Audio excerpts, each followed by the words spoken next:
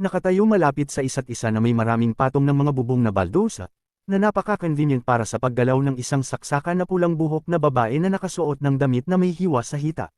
Siya si Tu Yao Chi Hongdan na may ganitong pulang buhok at kulay ng mata. Siya ay may kulay rosas na mukha na parang bata. Hindi ko inaasahan na madaling makakuha ng kayamanan ng 10,000 Demon Kingdom ng ganito. Mas hindi inaasahan, itinago ng Heavenly Demon Lord Tu Shaolan ang lihim. Mukhang kakabalik lang niya mula sa isang mapanganib na ekspedisyon. Habang masaya siya sa kanyang nakamit, may kung ano mula sa bubong ang nakatawag ng kanyang pansin. Lumalabas na napansin niya ang mga pangungusap sa advertisement billboard ng ating male lead na si Jiang Ju, tanging nagsasalita ng katwiran, hindi nagsasalita ng walang kabuluhang bagay, at nakita niyang pamilyar ang pangungusap na ito. Kaagad niyang naalala na dati, ang mga matatanda ng angkan ay personal na inimbitahan siya noon. Ang basket na kawayan na kanyang dala ay mayroon ding 2 piraso ng tela na ito. Naaalala ko na siya ay isang manghuhula. Hindi ko inaasahan na makikilala ko siya dito. Hindi ko maaaring sayangin ang pagkakataong ito. Sa pag-iisip nito, kaagad siyang lumipad mula sa bubong sa harap ni Jiang Ju. Munting Ginoo, mangyaring tumigil. Hindi lang niya hinaranggan ang kanyang daan, sinubukan pa niyang tumayo sa isang mahiyain na poster na nagpapalingon sa kanya at hindi nakalimot na isipin, napakapangahas niya, naglakas loob siyang pumasok sa teritoryo ng tao sa gitna ng araw. Kaagad din niyang nakilala na siya ay isang rabbit demon. At ilang bulong ni Jiang Ju ang hindi niya alam kung anong nahulog sa tainga ng babaeng ito na medyo ikinagulat niya. Iniisip ni Hongdan na siya ang pinakamahusay sa pagpigil ng kanyang aura. At salamat dito, nakuha niya ang kayamanan ng Heavenly Demon Lord at nakita niya ito ng malinaw. Talagang isang eksperto. Nagbukas siya ng bibig, Munting Ginoo, kayo ay isang manghuhula. Nagtataka ako kung maaari ninyo akong hulaan. Napakamahal para sa akin na hulaan ka. Medyo nag-aatubili rin siyang tumanggap. Ito ay halatang isang demonyo. Kung hulaan niya ito at sabihin ang isang bagay na totoo, paano kung magalit siya? Hindi lang siya sarado, kundi pati ang kanyang buhay ay maaaring mawala. Lintiek, kailangan ng sistemang ito na may aktibong lumapit sa akin para sa panghuhula upang maituring na balido. At hindi nito binibigyan ako ng karapatang tumanggi. Talagang gusto akong patayin. Gaano man siya nag-aatubili, malinaw na hindi siya makakatanggi. Bukod pa rito, ang rabbit demon na ito ay laging nagpapakita ng mukha na gustong manukso ng tao. Alam ko, umaasa pa rin ako na maghuhula ang Munting Ginoo. Isang hula, 100,000 spirit stones. Kaagad niyang sinabi ang presyo, iniisip na hindi ito maliit na halaga. Umaasa na malalaman niya na mahirap ito at outres. Kahit demonyo, kailangan nilang tumigil sa harap ng numerong ito. Napakamahal. Kahit na nakapag-cultivate ako hanggang sa spiritual law stage, kailangan kong mag-ipon ng halos 100 taon para makakuha ng ganoong karaming spirit stones. Hindi nga, alam ng mga mortal kung ano ang spirit stones. Naglakas loob siyang sabihin yan. Sigurado akong hindi ako nagkamali ng tao. Kahit ang mga matatanda, kailangan nilang igalang ang 100,000 spirit stones. Hindi ito maituturing na mahal. Nang makita ang rabbit demon na nakatayo ng matagal, aalis na sana siya nang pigilan siya nito at sumigaw, gagawin ko. Munting Ginoo, nagtataka ako kung maaari ba ninyong gamitin ang top-grade magic weapon na Shin Pearl upang magbayad.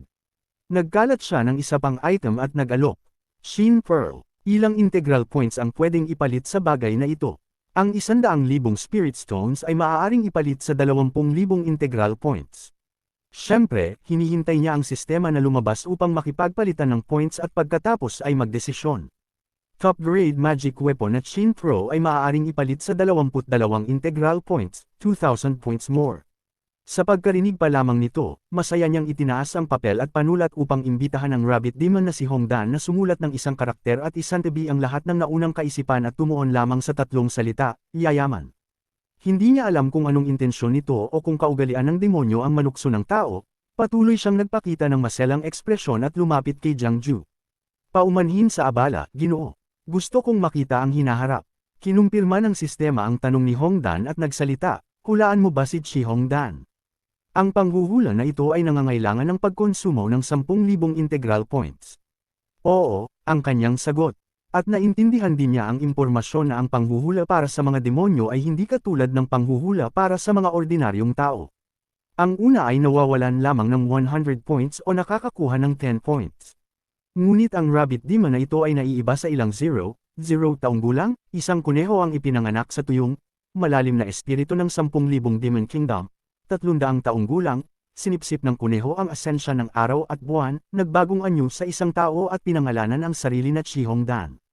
Ang matapang na babae na nakatayo sa harap niya ngayon, 500 taong gulang, si Chihongdan ay sumali sa 10,000 Demon Kingdom, sumuko kay General Xin Ming, 600 taong gulang, at walang senyales ng pagtigil.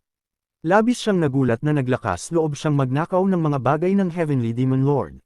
Lumabas na mayroon pa ring lihim ang Heavenly Demon Lord. Teka, ito pa rin ang parehong anunsyo. Nakialam ka sa Heavenly Mandate at maaaring piliing ibunyag ang mga lihim ng langit.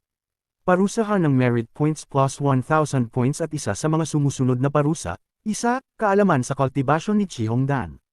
2, ang top grade cultivation method na Charming Heart Art. 3, 100 paraan para manghuli ng lalaki.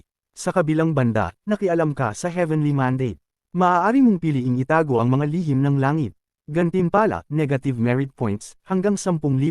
Parusa, 3 kalamidad. Talagang itinutulak siya ng sistemang ito sa isang mahirap na sitwasyon.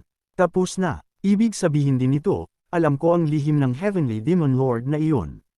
Ang Heavenly Demon Lord na iyon ay maaaring gumawa ng anuman. Natatakot ako na madadami din ako.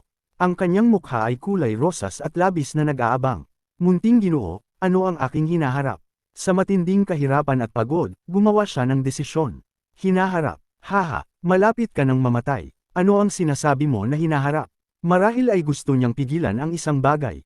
At ang mukha ng Rabid Demon na ito ay kulay rosa sa isang segundo bago. At sa susunod na segundo, ang kanyang buong katawan ay naging malamig at matigas. Isang puwersa ang pumutol sa kanya, na naghiwalay sa kanyang ulo mula sa kanyang katawan at nakapaghinga lamang. Lumipad ang ulo at kumalat ang dugo, na nagdulot ng labis na takot kay Jiangju. Like, comment, share, and subscribe naman dyan mga ito.